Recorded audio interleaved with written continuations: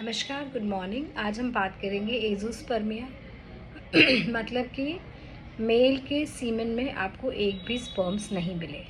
मैं डॉक्टर प्रीति, लक्ष्मण सेठ hospital IVF centre Jhansi से।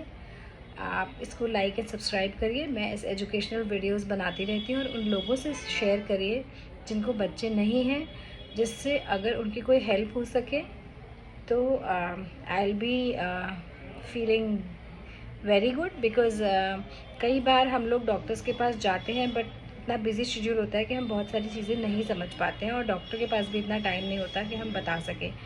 सो मैं अपने पेशेंट्स को भी जो मेरे पास आते हैं, आई ऑलवेज़ टेल देम कि जो भी मेरे ऐसे वाले वीडियोज़ हैं जिनमें मैं कुछ बोल रही हूँ उनको ज़रूर देखिए, बिकॉज़ उससे आपकी बहुत ज़्यादा नॉलेज बढ़ेगी। सो नाउ हम एज़ोस्पर्मिया कैसे कहते हैं पेशेंट को। हमने पेशेंट का सीमेन एग्जामिन करा।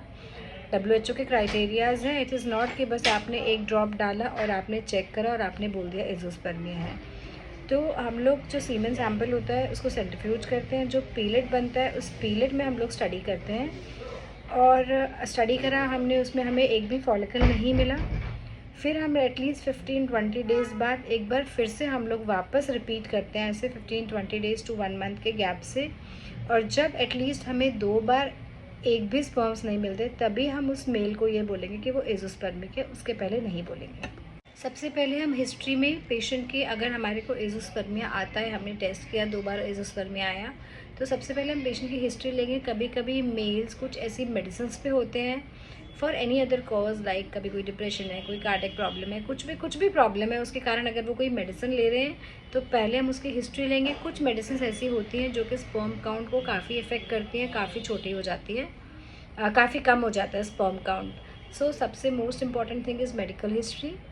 उसके बाद हम फिज़िकल एग्जामिनेशन करेंगे टेस्टिस का। हमें फिज़िकल एग्जामिनेशन से भी कई बार बहुत सारी इन्फॉर्मेशन मिलती है। Size of testis, undescended testis की टेस्टिस बाय बर्थ एब्डोमेन में ही रह गई, नीचे नहीं आई, जो कि एक प्रोसेस होता है जो बाय बर्थ के पहले होता है।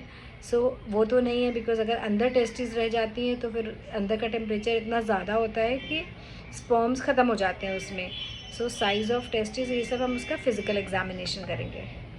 उसके बाद जेनेटिक टेस्टिंग होती है। जेनेटिक्स टेस्टिंग में 2 तरीके होते हैं। एक होता है कैरियोटाइप ऑफ द हस्बैंड, हम उसके कैरियोटाइपिंग करेंगे, ब्लड से हो जाती है। दूसरा होता है कि हम उसका वाई क्रोमोसोम माइक्रोडिलीशन देखते हैं। सो वाई क्रोमोसोम माइक्रोडिलीशन क्या होता है? एक AZF फैक्टर होता है, that is azoospermic factor which is present on Y chromosome. जो एक नॉर्मल लैंग्वेज में बताऊँ, एक्स और वाई 2 तरह के क्रोमोसोम्स बनते हैं जेनेटिक जो होते हैं। फीमेल में दोनों एक्स होते हैं, मेल में एक्स और वाई होता है। सो जब एक्स एंड एक्स मिलते हैं तो फीमेल बनती है और जब एक्स और वाई मिलते हैं तब मेल बनता है। सपोज़ करिए ये जो AZF फैक्टर है, एज़ोस्पर्मिक फैक्टर है, वो C पार्ट पे है वाई क्रोमोसोम के, तो फिर बहुत चांसेस होते हैं कि हम कुछ टेक्निक्स होती है मॉडर्न, जिससे हमें इस पेशेंट के भी स्पर्म्स मिल जाएंगे।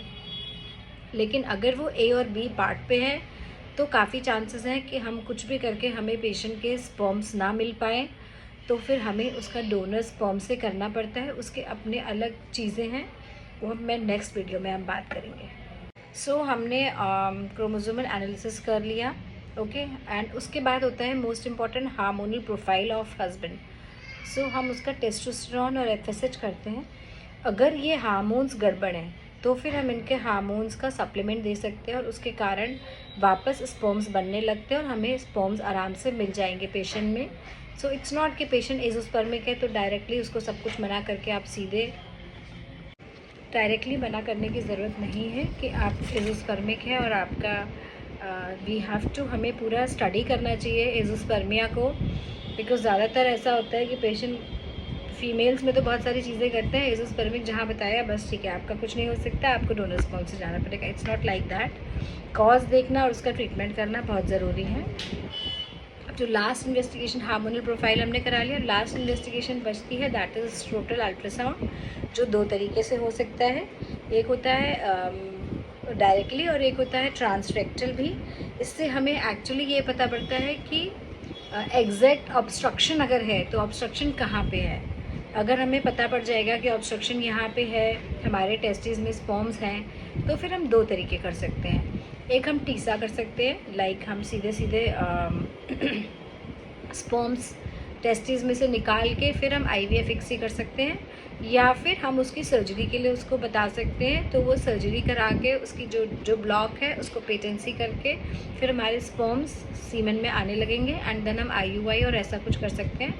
So it will depend on बाकी भी पैरामीटर्स पेशेंट के क्या है, फीमेल के क्या है, उन पर डिपेंड करेगा कि हमें क्या प्लान करना है। सो आज के लिए हम अभी जो हमारी चर्चा चलेगी पूरी एज़ोस्पर्मिया पे चलेगी। तो मैंने आपको बताया कि एज़ोस्पर्मिया हम कैसे डायग्नोज़ करते हैं और हम क्या कर सकते हैं। Thank you, take care. अगर कोई भी प्रॉब्लम है प्लीज़ डॉक्टर से ज़रूर मिलिए, बिल्कुल भी उसको टालिए मत।